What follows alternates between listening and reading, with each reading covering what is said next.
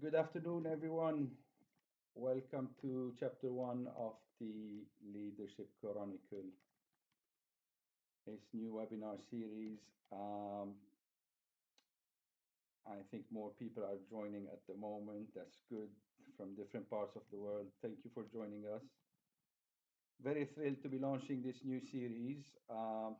The aim behind the series is to help see this crisis through a different lens and turn this crisis into opportunities.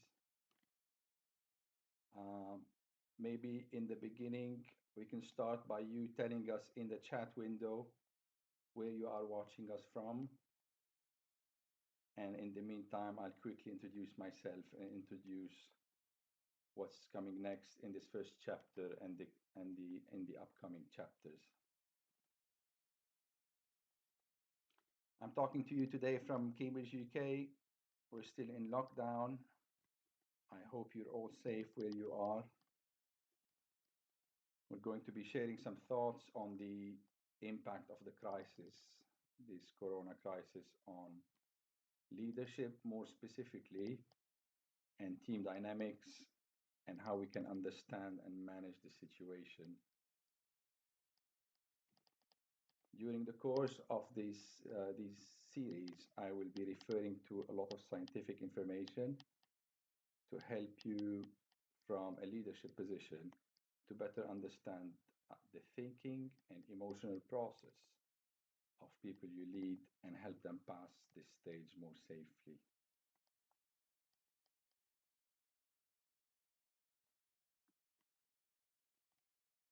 As you can see,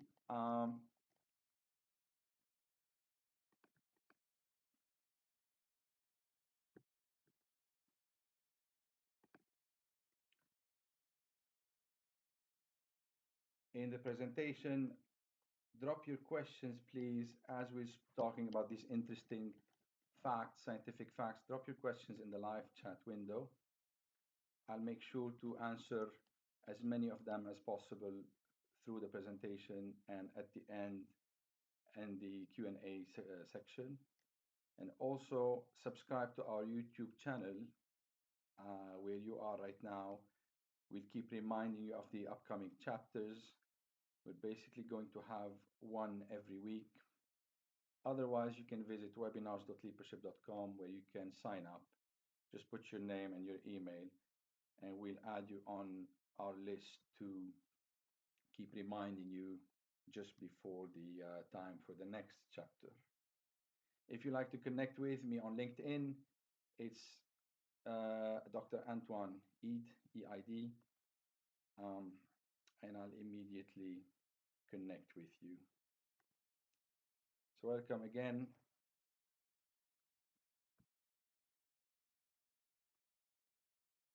Due to this crisis and working remotely, I have to do a lot of the IT things myself. So excuse me just a second between each slide so I can move from one slide to the other.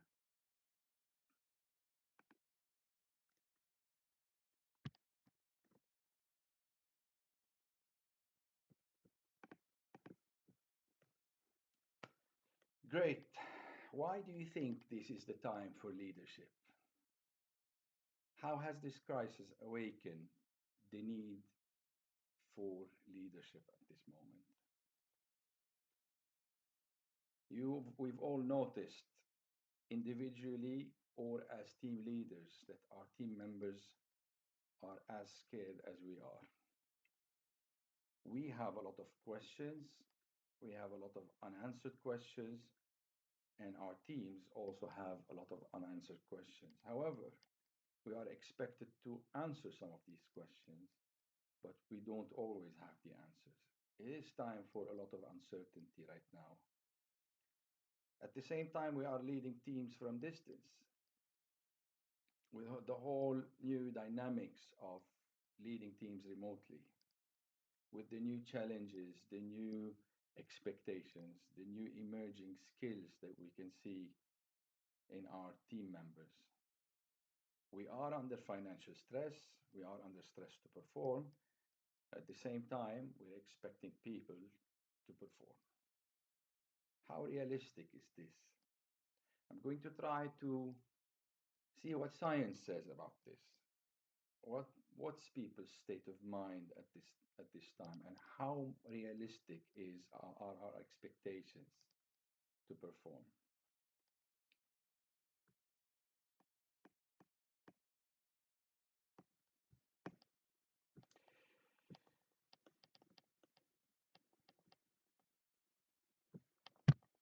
There are a lot of pressing questions right now. Are you worried about your own and your business situation? I think we were all more worried in the beginning of the crisis than we are now. Our brains have started to adapt to this new situation, and we've come to a point where we're starting to accept or even accepted the idea that this might last a bit longer. Are we not able to think far ahead? It's very normal. In times of uncertainty, it's really difficult to think ahead and strategize. A lot of us are trying to identify opportunities. Every crisis offers a lot of opportunities.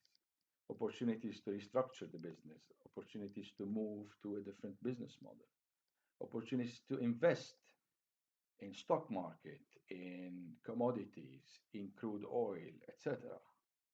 Is our brain going to those areas of identifying where is the best place for me to invest?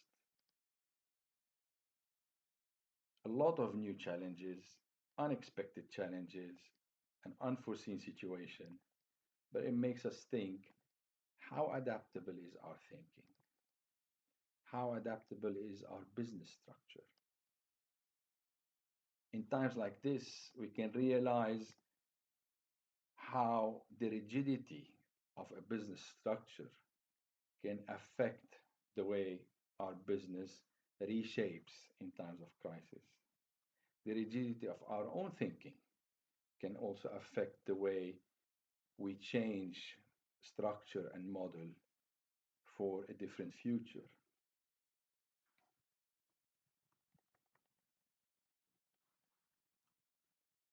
This series is going to address these questions. Nobody has all the answers right now. Nobody knows what's going to happen.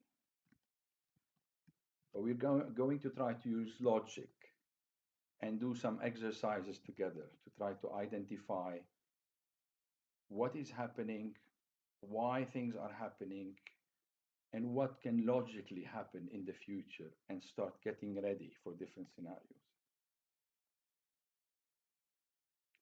In the chat window, if you don't mind, while I'm talking, tell us, why do you think leadership right now is more required than ever? I'm very happy sharing your comments with and giving feedback on your comments.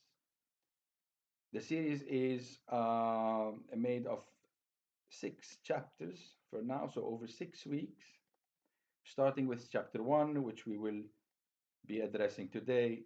I'm going to be talking about the biology, the neurobiology of fear, anxiety, and stress. There's a lot to understand about what is happening in the brain of people we lead, people we work with, colleagues, bosses, and team members. And how is that affecting their performance? Is there any way of understanding this? And what are the solutions? How do we deal with it? Next week, and starting next week, we'll have speakers, guest speakers joining us from science and industry to talk about something I call the business post-traumatic syndrome. Our biggest threat is beyond the corona phase. What is going to happen after? How much has our confidence in our ability to make long-term decisions been affected by what is happening right now? Even if they tell us you're back to work tomorrow, how much trust do we have left in ourselves, our teams, and the market? Chapter 3 is about identifying and nurturing leadership skills that we know today that might be needed for the future. We will work together on trying to identify what are the leadership skills that will not only react to situations, but also predict and also be ready to handle situations like this one. In chapter 4, we'll try to build together through a simulation exercise a wish list for the business of what was going wrong but never had the time to fix it, what needs to be done, different scenarios, and how to plan for them, and, and turn these into an action plan. In chapter 5, we're going to talk about how to vaccinate your company, how to inject a dose of crisis in the company that can get us ready and prepared for an actual crisis, increasing and building organizational immunity. And chapter 6 is about how to include all of this in our strategy model, how to include these opportunities, these scenarios in our strategy and prepare for them. So I hope this sequence is interesting to you and is supporting businesses and business owners, entrepreneurs, team leaders to see things from a slightly different perspective. So I'm going to start with chapter 1 today, just another 15 minutes presentation about the science, the neuroscience of fear, anxiety, and stress. And you can tell very well how these are very important to talk about at this stage. Fear response. I'm going to give you an example. You know the difference between when we see a lion in the wild and we get scared, but then seeing a lion in a zoo and we think the lion is cute. The brain is reacting to the same animal in two different ways. Or going to visit somebody and seeing a dog and thinking that the dog is friendly, or seeing a sign saying beware of the dog before we get there, and then the brain will start giving signals of fear. Fear is an interesting concept in the brain. A fear memory is located in the central part of the brain in two almond-shaped devices called the amygdala. Their role is to memorize social pain, physical pain, and experiences. They try to avoid us from repeating or feeling the pain again. It's put there for our own protection, but at the same time, it can create a certain behavior that will lead us to avoid, to survive and avoid the pain. These neurons that are activated through fear switch us into a more passive behavior that we call freezing behavior. Just like a mouse, when it sees the cat, if you've seen this before, the mouse actually freezes for a few seconds before it decides what to do. A question to you. Do you think that people we work with at this right now are going through something similar? Do you think that people have fear for their lives, for the lives of their loved ones, for their stability, their income, their jobs? We are all in this situation together, and there's a certain level of fear in each one of us. And the longer this crisis takes, the more we will be moving to this freezing behavior where the brain is going to almost shut down to decide on what are the survival steps.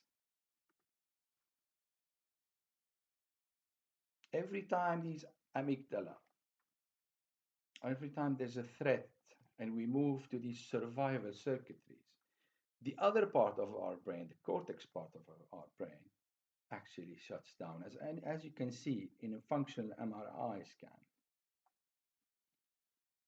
The images on the right show the difference between a brain in a non-threat situation, that's A and C, and the brain in a threat situation. And you can see how only the central parts of the brain are lighting up in a threat situation. What this means that because of our brain consumes about 25% of the oxygen, when it's facing threat, it actually shuts down to preserve that oxygen for the body to actually deal with this threat, to survive, not die, not feel the pain. Let's translate this into business language. The more people are in this threat situation, this fear situation, the more we will see them move to a more freezing behavior, to a more survival behavior, which will lead to their cortex, their reasoning, working less than before.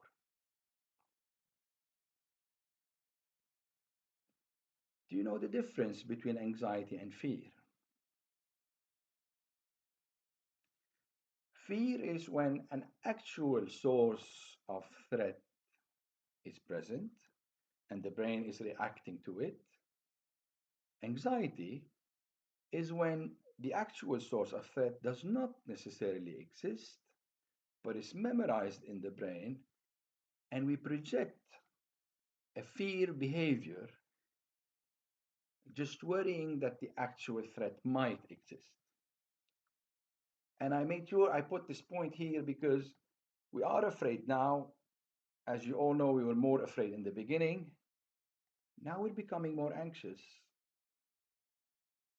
Even if they let us go to restaurants next week, we'll still be anxious about touching things and getting closer to people. And this anxiety is going to remain with us for a while. And as long as fear and anxiety are occupying part of the brain, another part that is the thriving part of the brain, the developing part, the thinking part, is affected.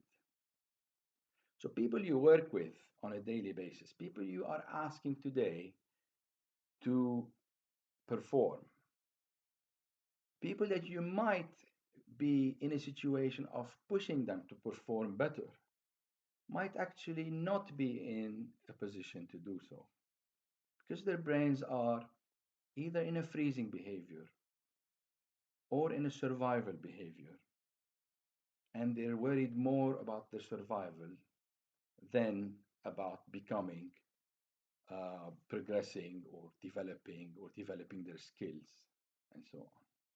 And that's totally understandable.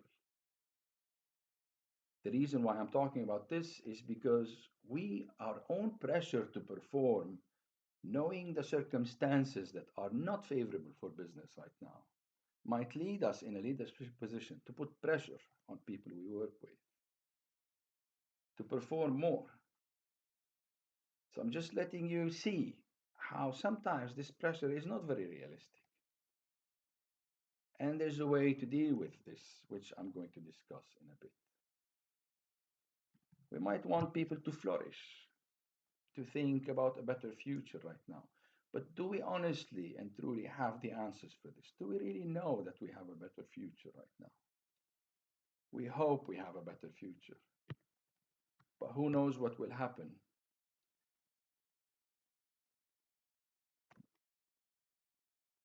What can we do in this case, knowing all of these scientific facts?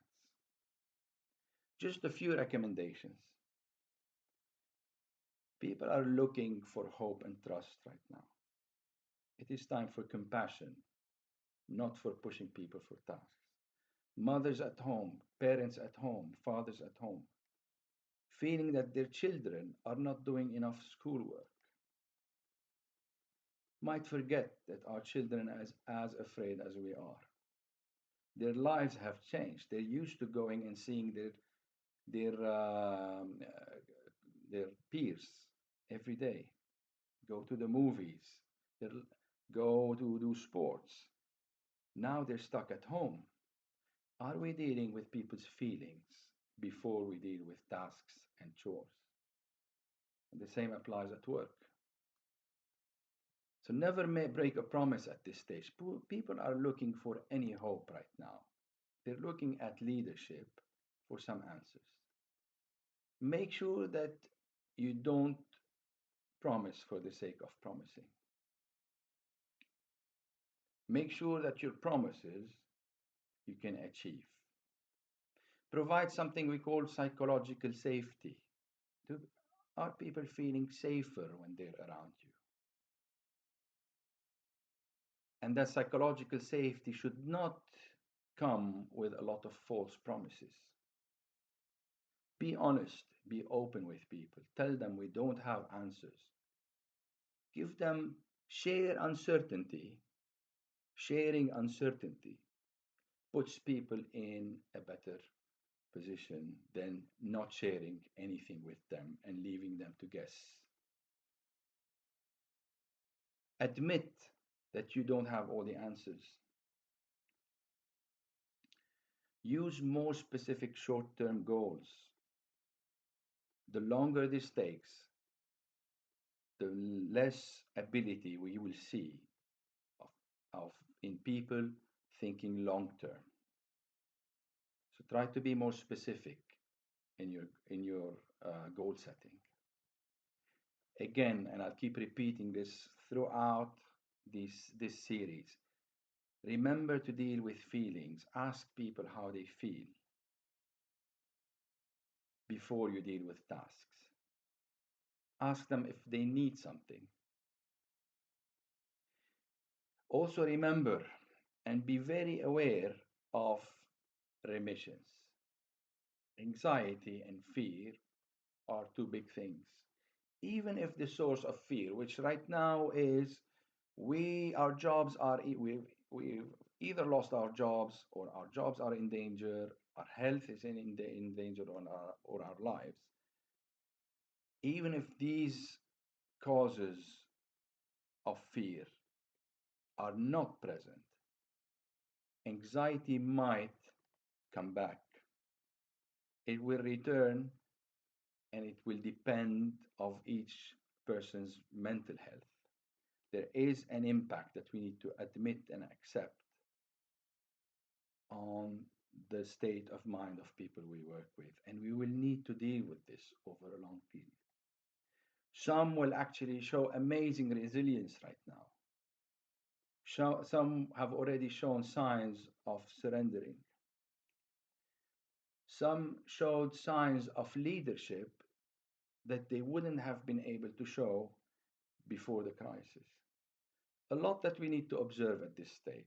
And we are going to run through these exercises together to see what are the traits that can emerge in a crisis that we need to look out for in our teams, and how can we nurture this.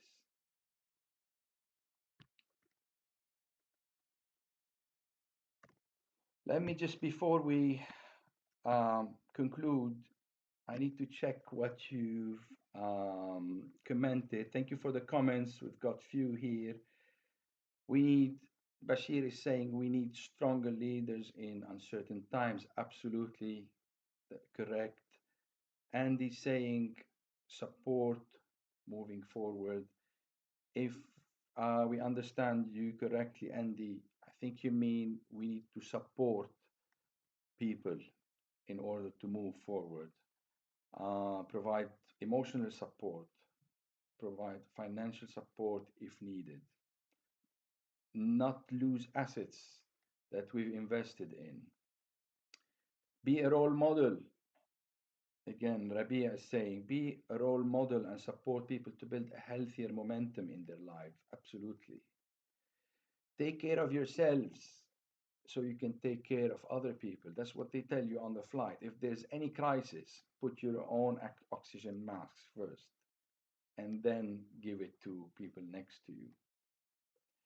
Realign to right direction. And we will be talking a lot about this, about strategy, the impact of what is happening, this uncertainty on strategy, and how can we make the right adjustments as we go along.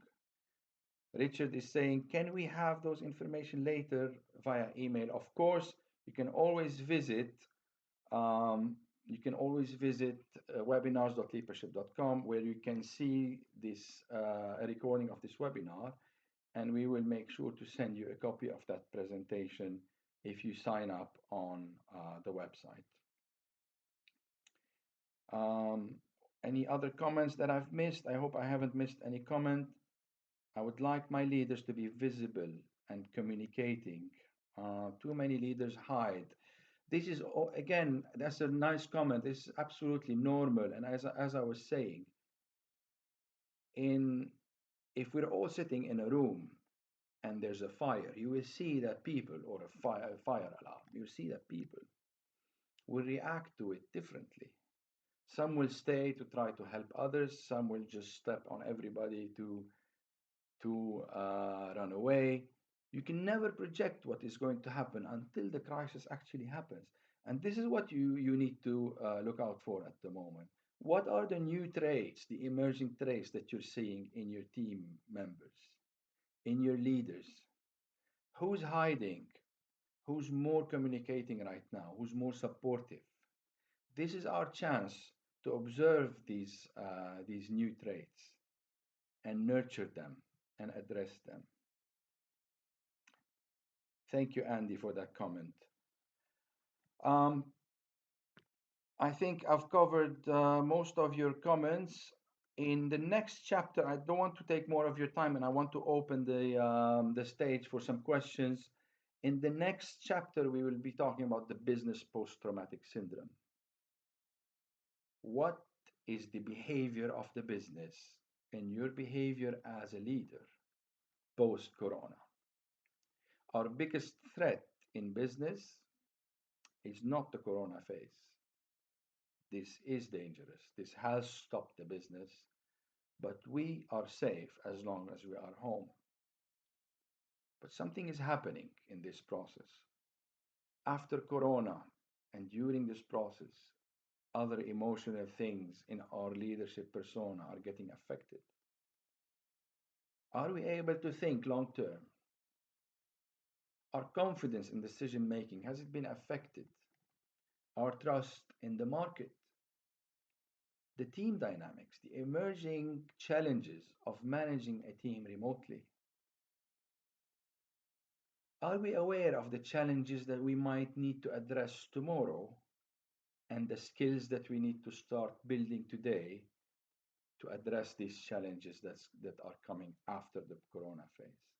A lot of questions that we need to think about, and I'm going to try to put all of these in a frame to end up with an action plan, an individual action plan for us as leaders that we can come up with, write it down, and follow, so we can pass this stage and have something to work with. That's for me. I just meant today to have a half an hour presentation and then open the floor, the mic for some questions. Next week is more serious, and we are going to have an interesting guest speaker with us. We'll be talking about the business post-traumatic syndrome, and we will be reflecting on some best practices. Some people are doing well during this crisis. What are they doing? How are they managing? What kind of leadership traits have they identified? And what are they doing about it? I'm going to try to engage in that conversation in front of you so we can learn and also give you the chance to share your own experience with us through the chatting. Again, please, if you have any questions now in this Q&A session, please ask them, share them with everybody, and let's try to discuss them. Otherwise, click subscribe on the YouTube channel and visit webinars.leadership.com and sign up. We'll be following up after this, giving you the information sharing this information and giving you the opportunity to have a one-on-one conversation with me and potentially with the other guest speakers to talk, just share ideas about what is happening, what do you think can be done, get an advice when you need to discuss certain specific challenges with team members, with specific team members that we might be helping you with. All of this is an initiative, a free of charge initiative to help you and support you during this time to lead for a better tomorrow. Thank you. Any questions?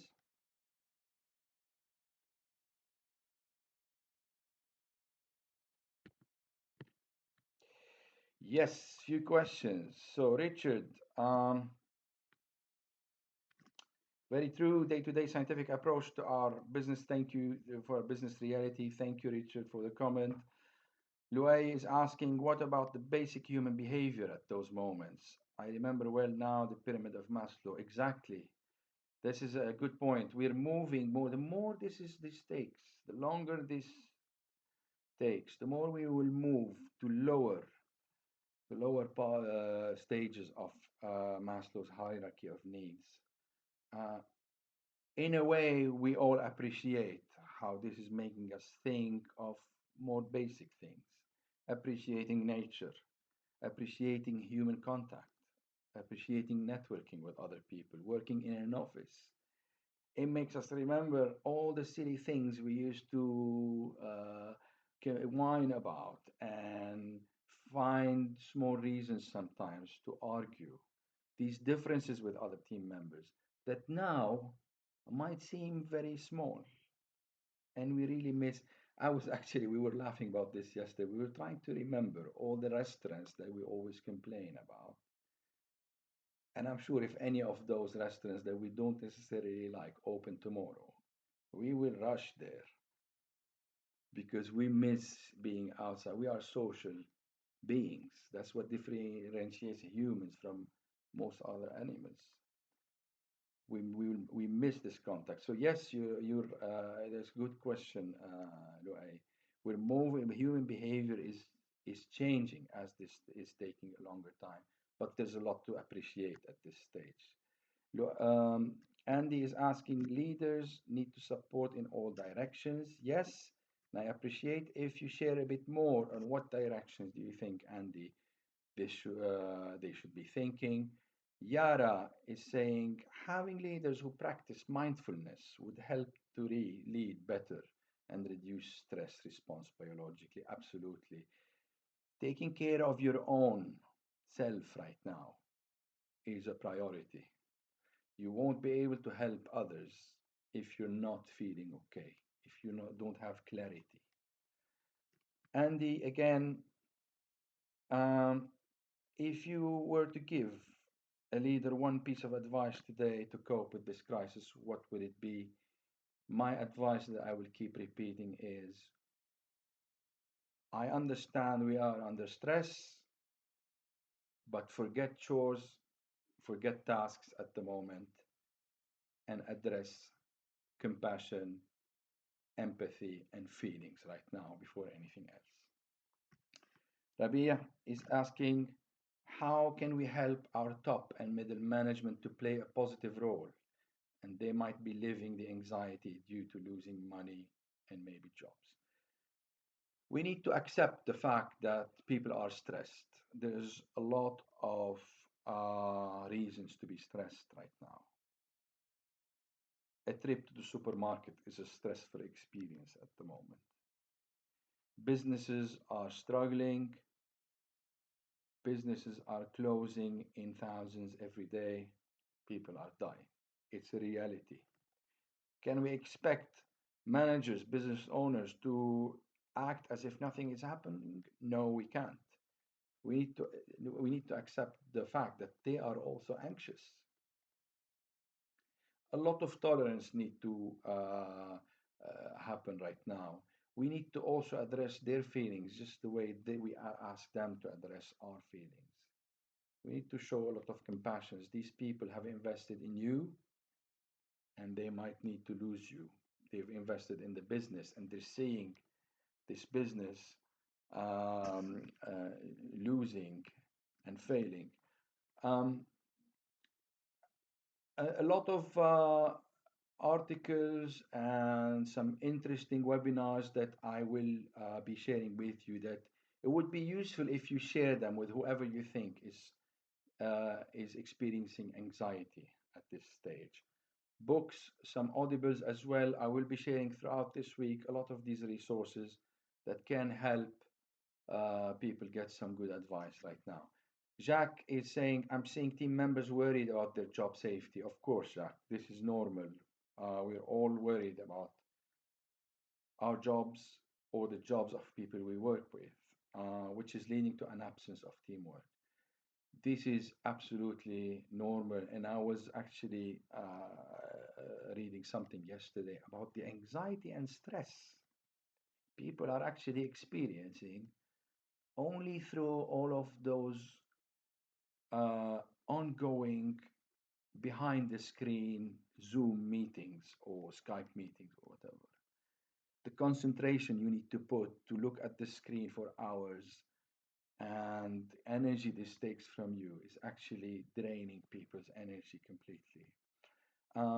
You will see this, Jacques. Team members are going to be worried about their job safety. And although we're not supposed to be giving them false promises, sympathizing with the case and empathizing with them and talking about it with them can actually make them feel better and give them a boost of motivation. Marwan Khouri is asking, we have a lot of layoffs here and there. That's right. Is this the right strategy to downsize and save what can be saved? Uh, Excellent question. Reminds me of something. Um, Sun Tzu was asked, what is the best strategy? And he answered, the best strategy is the one that works. In times of uncertainty, there's no best strategy. We don't know what is the right thing to do right now. Is it cutting costs? Is it downsizing? Is it firing people? Is it keeping people? We can only know the right answers after this is over. Everybody's gambling right now. How long can you sustain the business before you start losing assets?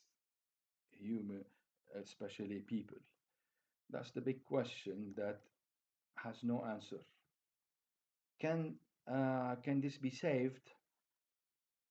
I understand how a lot of organizations have reached the stage where they cannot sustain the operation anymore. It's normal. We are in an unseen situation before. This is a new situation to everybody. No one was expecting this. So we need to accept the idea that this kind of things is going to happen. But the big question is, can we lay people off in a way that we can get them back when this is over? This is why I'm stressing a lot on the importance of relationships right now and compassion and showing empathy. Because you would want those people to work with you if things get better in the future. Wissam is asking if one can lead in Lebanon. He can easily lead anywhere due to our current. Absolutely, I agree. Lebanon has been through some difficult times with a revolution, with an economic situation, and now this. So I cannot imagine the situation being worse than it is right now. Misha Musa is saying true, Wissam, especially we are facing COVID. Absolutely. A lot of countries are going through very difficult times right now. Andy, another question. I'm finding that a lot of my team members are becoming introverted due to limitations on movement. Anyone else? Excellent questions.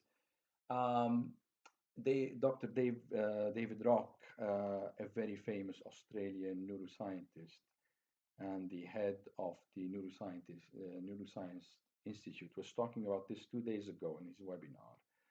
Um, Certain people become introverted, and that's a reaction to fear. Not everyone is going to do so. That's an individual reaction to fear, just like we react to fear differently. Some are going to be introverted, They actually, I'm going to talk about this in chapter 3. I'm going to talk about the difference in the brains of people you work with and how different brains are going to actually react differently to this situation and what can we expect from them. So I will be giving you hints to spot in different people in your team and expect their behavior by if this stays for a longer time. Misha answering Andy, organizing online meeting to share dinner and discussion, pizza night, quiz night. This is nice. Nice. Are you doing this at your own company, Misha?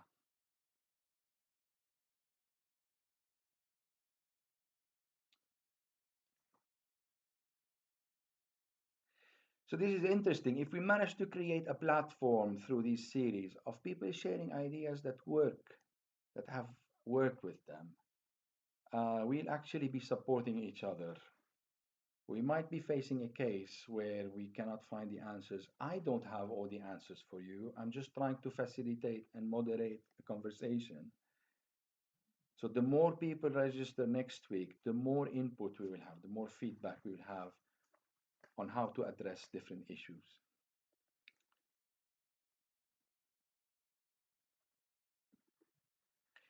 Um, that's it for me. In case you don't have any other questions, I really thank you for the participation. I don't have the number of people who participated in front of me, but I can see there was a good level of discussion. Keep it up. Please stay tuned to our announcements, and we hope to see you all soon next week, next Wednesday, same time. Um, we might actually adjust the time just to be able to get more people from places where there's Ramadan and fasting right now. Um, Otherwise, thank you so much for being great listeners, and hope to see you soon. Bye bye.